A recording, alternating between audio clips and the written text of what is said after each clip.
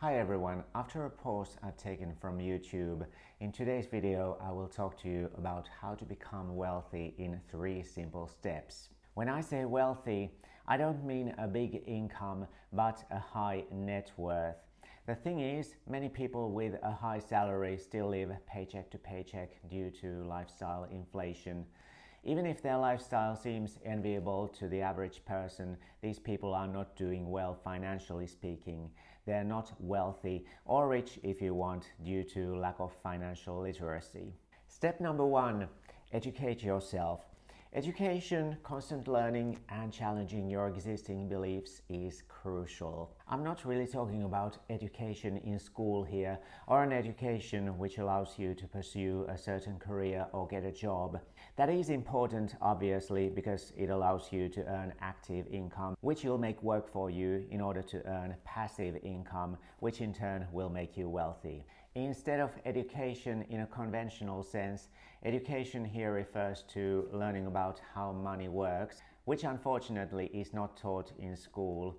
In simple terms, school teaches you to study and earn an active income from a job, working hard for your money, which will never make you wealthy if you leave it at that. Building wealth by making your money work for you is a skill that can be learned like any skill, and it is not rocket science. The internet is a huge resource, and there are great books such as Robert Kiyosaki's Rich Dad, Poor Dad, which will get you started. Anyway, a poor mindset is I already know, whereas a rich mindset is to learn and to find out. So anyone, wherever they start, can educate themselves and build a system which will change their financial future. In the words of Rob Moore in his book Money, it doesn't matter where you start, it matters that you start. Step number 2, pay yourself first. This idea is originally credited to George Clason and his classic The Richest Man in Babylon. The book says, "I found the road to wealth when I decided that a part of all I earned was mine to keep." Many people, by default, first pay the bills and spend money that they've earned and say, "I'll save if I have something left." Or conversely, many people say, "I don't have anything left in order to invest." If you pay yourself first instead of other people, you will set aside and save a fixed percentage of any income. The classic percentage is 10%, but if you find that hard, you could start with 1% and gradually work your way up. As for that 10%, most people could easily save more than that if they delve into their spending habits. Only after you've saved that fixed percentage are you allowed to pay your bills and make other purchases, and you will discover that you can get by with the amount that is left after you paid yourself first.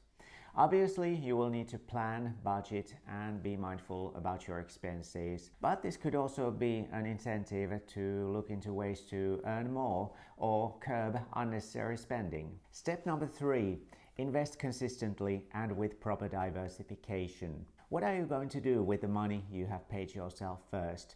You will have to make it work for you. In other words, invest it in order to earn passive income and to increase your net worth. Don't just work for money, but make your money work for you. That's what building wealth ultimately boils down to. That being said, before investing, I would save myself an emergency fund worth a few months' expenses and also pay off all bad debt, i.e. high-interest consumer debt. Consistency is the key here. You will invest the same amount of money or the same percentage of your income which you have paid yourself first on a monthly basis. In fact, my investment tip number 1 is cost averaging, on which I have another video. You will have to commit to this project of consistently investing each month for a long period of time, but ultimately it is going to make you wealthy. And granted, there will be huge bumps on the road, but still, investing through those storms will actually be lucrative for you, on which I have another video. The other key principle when investing is diversification.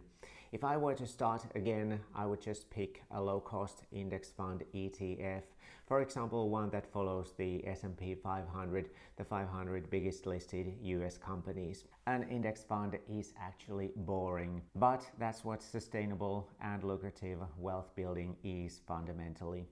With an index fund, which I believe is the best investment option for most people, you don't really have to follow any companies or keep yourself updated with the economy. All it takes is automating your monthly contribution into the index fund and then forgetting it while letting your money work for you. Becoming wealthy is not rocket science. Spend less than you earn and invest the difference. It is simple, but it takes long-term commitment.